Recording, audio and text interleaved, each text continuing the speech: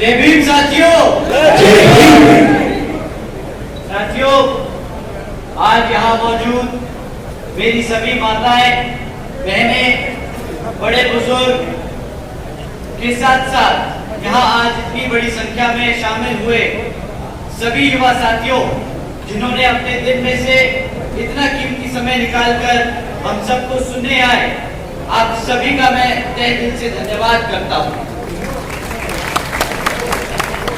और आज इस विशाल कार्यकर्ता सम्मेलन को सफल बनाने के लिए हमारे बसपा और इनेलो के सभी छोटे बड़े पदाधिकारी एवं नेतागण और हमारे मूवमेंट की जान, हमारे कार्यकर्ताओं ने, जिन्होंने इतनी मेहनत कर इसको सफल बनाया, आप सभी को भी मैं तहे दिल से धन्यवाद और आभार प्रकट करता हूँ। आज इस सभा में मौजूद हमारे सभी बीपीएफ के जवान साथी, हमारे प्रेस और मीडिया के वर्ग साथी और हमारे मिशनरी गायक, हमारे मिशनरी म्यूजिशियन, आप सभी का भी मैं तहे दिल से धन्यवाद करता हूँ। साथियों, या हरियाणा में होने वाले विधानसभा आम चुनाव के संबंध में कुछ जरूरी बातें आप लोगों के बीच में रखने से पहले मैं अपने सभी संतों, गुरुओं, महापुरुषों को, जिसमें खासकर महात्मा ज्योतिबा फूले, छत्रपति शाहू जी महाराज, नारायण गुरु पेरियार रामास्वामी जी, बाबा साहब डॉक्टर भीमराव अंबेडकर जी एवं मान्यवर साहब श्री काशीराम जी को नमन करता हूँ। साथियों, मैं बहुजन समाज पार्टी के राष्ट्रीय अध्यक्ष, वह उत्तर प्रदेश की 4 बार मुख्यमंत्री रही, वह पूर्व सांसद आदरणीय बहन जी के नाम से लोकप्रिय बहन कुमारी मायावती जी को भी पूरे तहे दिल से आभार प्रकट करता हूँ। साथियों, जिन्होंने अपनी पूरी जिंदगी DS4 व बीएसपी के जन्मदाता व संस्थापक मान्यवर साहब श्री काशीराम जी के बताए हुए रास्ते पर चलकर परम पूज्य बाबा साहब डॉक्टर भीमराव अंबेडकर जी के मानवतावादी व आत्मसम्मान एवं स्वाभिमान मूवमेंट के कारवा को अपने आजीवन त्याग, तपस्या व कड़े संघर्ष के जरिए एक नई राजनीतिक ऊर्जा, शक्ति व पहचान दी है तथा उत्तर प्रदेश जैसे विशाल व महत्वपूर्ण राज्य में 4 बार अपनी पार्टी बीएसपी के नेतृत्व में सरकार बनाकर खासकर बहुजन समाज के लिए एक ऐसी मिसाल है जिससे प्रेरणा लेकर करोड़ों लोग यहाँ हरियाणा में भी एक सामाजिक परिवर्तन व आर्थिक तरक्की के मिशन के कार्य से जुड़ चुके हैं। इतना ही नहीं, बल्कि मैं खुद भी उनके इस नेतृत्व से प्रभावित होकर बीएसपी मूवमेंट से जुड़ चुका हूँ और उनके पथ चिन्हों पर चलकर इस मिशनरी दायित्व,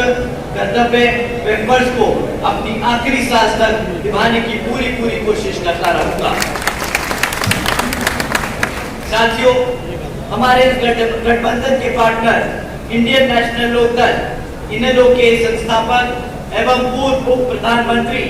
श्री चौधरी देवीलाल जी को भी तहे दिल से नमन करता हूँ।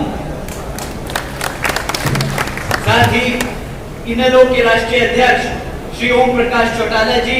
और आज हम सब के बीच में मौजूद इनेलो के राष्ट्रीय महासचिव और हमारे गठबंधन की ओर से आपके हरियाणा प्रदेश के मुख्यमंत्री के उम्मीदवार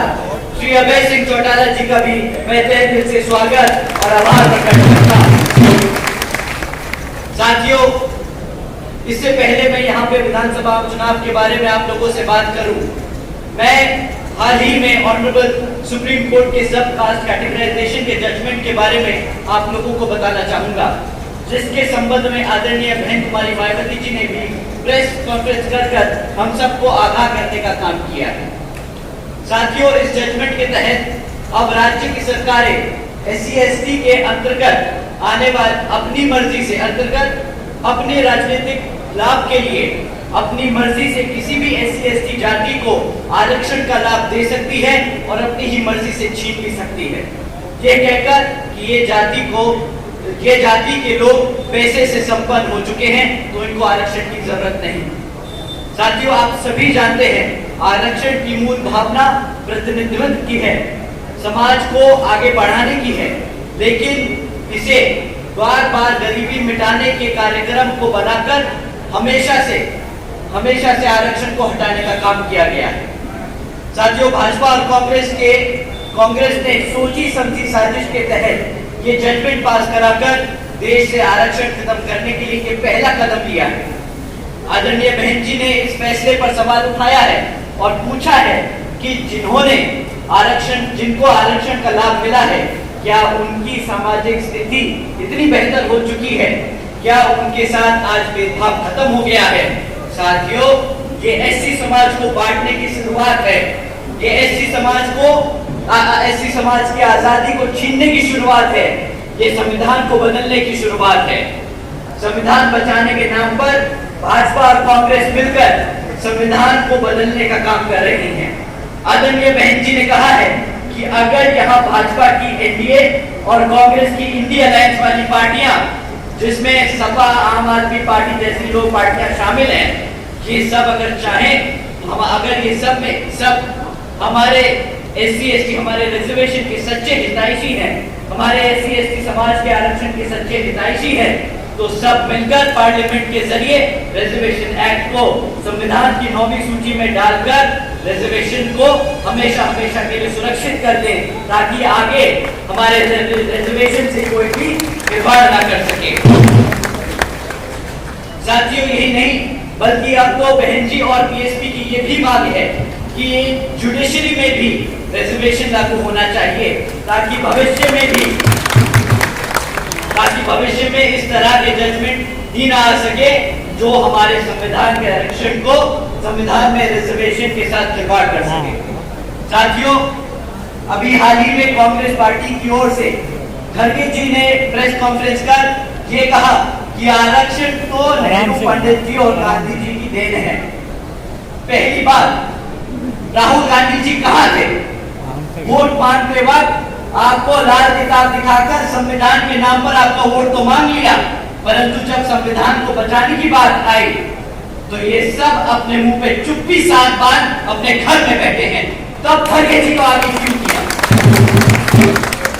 दूसरी बात, मान्यवर साहब श्री काशीराम जी ने खड़गे जी जैसे नेताओं के लिए एक नाम दिया है, चमचे।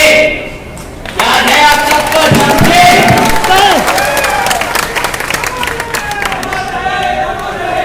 साथियों, मान्यवर